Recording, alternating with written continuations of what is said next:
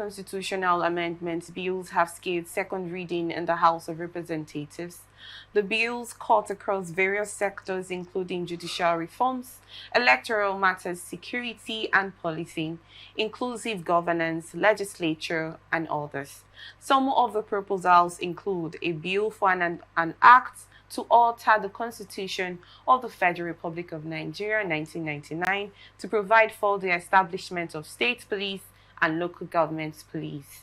A bill for an act to alter the provisions of the constitutions of the Federal Republic of Nigeria 1999 as amended to provide that general elections to the office of the President, state governors, National Assembly, state houses of assembly, and local government area councils shall be conducted simultaneously on the same date to be determined by the Independent National Electoral Commission in consultation with the National Assembly. Well, I do not know what to say about this bill. I want to get your thoughts on this, though. A bill for an act to alter the Constitution of the Federal Republic of Nigeria 1999 to make the Court of Appeal the final appeal court in governorship, national and state houses of assembly election petitions. Another bill for an act to alter the provisions of the Constitution of the Federal Republic of Nigeria to vest the Independent National Electoral Commission with the power to conduct local government area council elections. Also, a bill for an act to alter the Constitution of the Federal Republic of Nigeria laws of the Federation of Nigeria 2004 to establish a National Local Government Electoral Commission as an independent body responsible for organizing, conducting, and supervising elections into the offices of chairmen and councillors of all the governments across the Federation, include areas councils of the Federal Capital Territory. The bills were not debated. This is this is few out of the 39 bills that scaled second reading at the national level, National House of Assembly. I'd love to get your thoughts on this, please, sir. Well, for me, I strongly believe that this is the first time we're having really robust legislation. But another area where I have my misgiving, one, they say the bills were not debated. And how can you pass a bill that has passed second reading and is not properly debated upon? That's another question. Some of the bills are wonderful.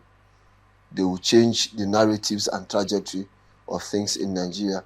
But another area which I want to look at, having all the elections in one day, do we have what it takes to conduct elections in one day? Are our voters educated? Because there's one thing that is very, very important when it comes to elections and election. Voters' education. Who are the people? Are they well informed? Do they have what it takes to carry out these elections in one day? This is another question. Then the area of state police and local government police. I don't like that idea of state police and local government police. It could be misused to which hunt perceived, imaginary, and known enemies. And they will become tools in the hands of the governors, the hands of the local government chairmen, where they will even carry out some extrajudicial killings and function all in the name of their principles, so to say. So for me, local government police, rather we should have a form of security outfit where there is just to arrest and hand over to the police for proper investigation and prosecution. Just like the vigilantes. Yes, they could. It's either the vigilante or they should name it another name. But they should have pure rule of engagement. There should be terms and conditions of the, and they must be properly checked so that at the end of the day they don't overstep their bounds. Talking about the bill to end presidential election, governorship election at the appellate level, I don't fancy, because if you look at it, the Supreme Court is the final arbiter. So you must allow an aggrieved person to seek redress to the best of his or her ability based on the determines or what the law says. And most matters, especially that of governorship and the presidents, it gets to the Supreme Court level. But the next thing we should think of is how to dispense some of these matters in record time, so that they don't linger over a period. Because whether you like it or not, political cases are status bound. They have timeline.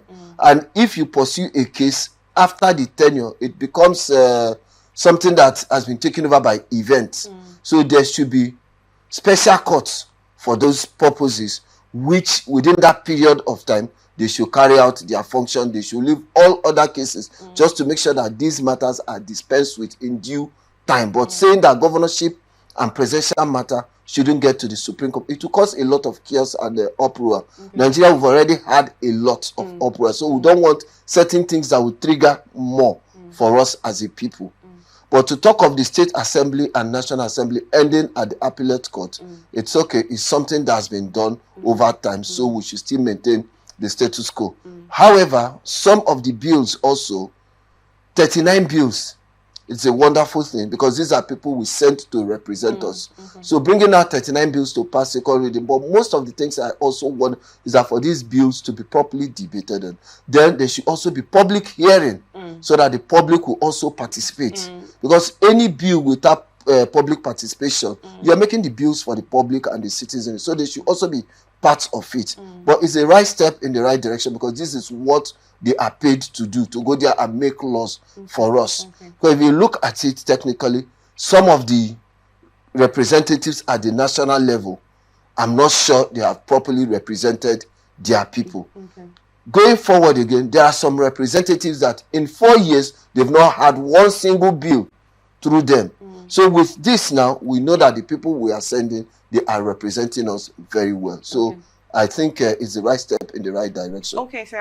Let me find out from you the bill to make the governorship, presidential, and local government election conducted in one day. You know, that's one I actually want to. That's for me. How it's not possible. It's not possible. Are there resources enough to make that possible? It's why I say it's not possible. There must be electoral reforms in that line. Except we have electronic voting. If we have electronic voting, you can conduct all the elections in one day, where you just slot in your card and it pops up. You do your normal vote and you make sure that it counts. But so long as we're still doing this form of voting and election where they even collate, it's not possible for us to have these elections staggered in one day. Let's tell ourselves the truth. Except there are electoral reforms. There are things that then for you to really have this kind of election is something that is technology driven. That's the only way. Are we prepared technologically for this? The answer is no.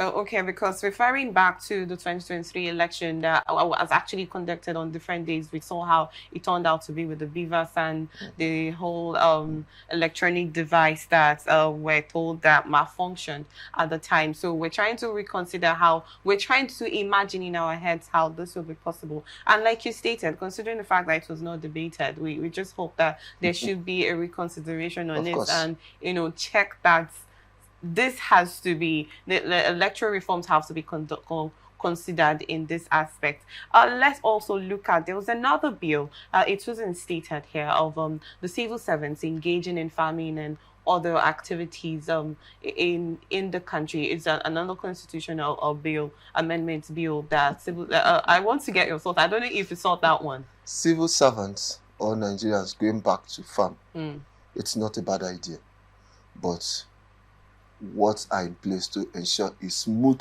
transition, taking people back to the farm? Do we have land? What's the security in place? Do we have what it takes to send people back to farm? Because basically now most of our lands are in the forest, no longer within us.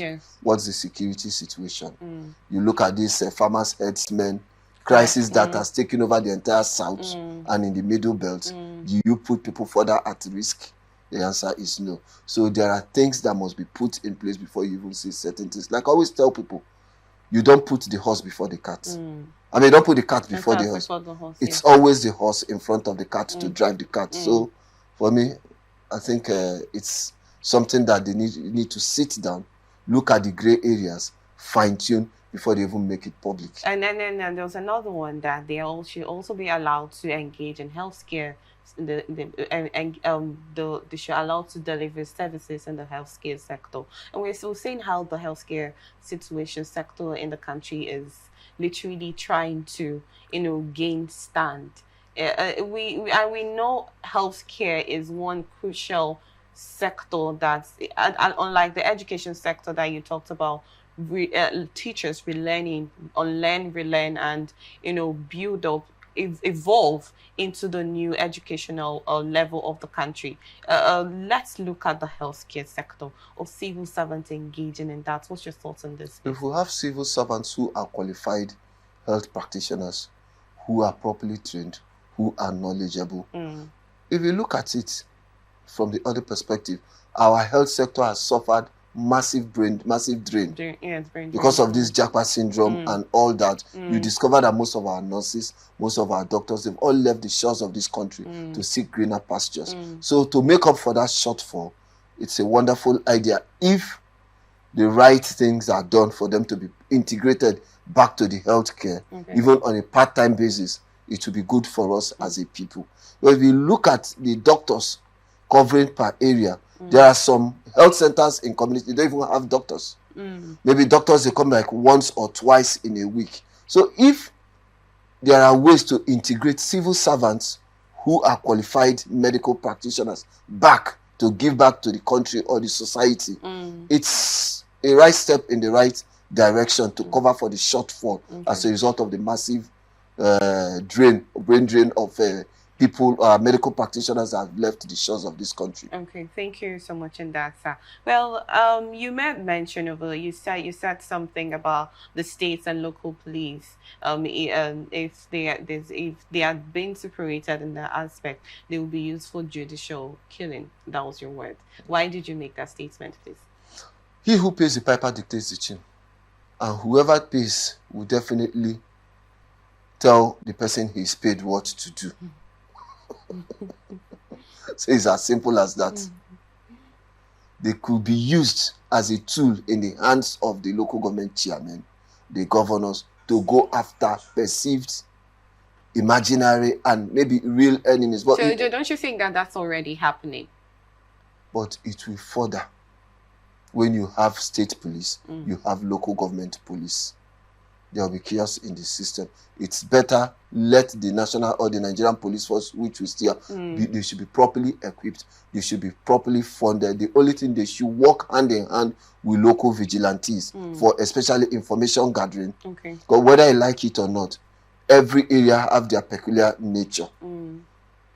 The way Port Harcourt is might be different from the way the Riverine is. So if you have locals who are part of the security architecture, either in form of intelligence gathering, information gathering, and also see how they can, because they know them, they live with them. I believe that in every community there are bad boys, and there are people who know them, they know their modus operandi, they know how they operate, they understand the terrain. So these are the people that will go after them, get them and hand over to the police for proper investigation and prosecution. Okay. So in essence, you are for and against some of this amendment bill that has been passed? Of course, I can't just take everything hook, line, and sinker. Okay.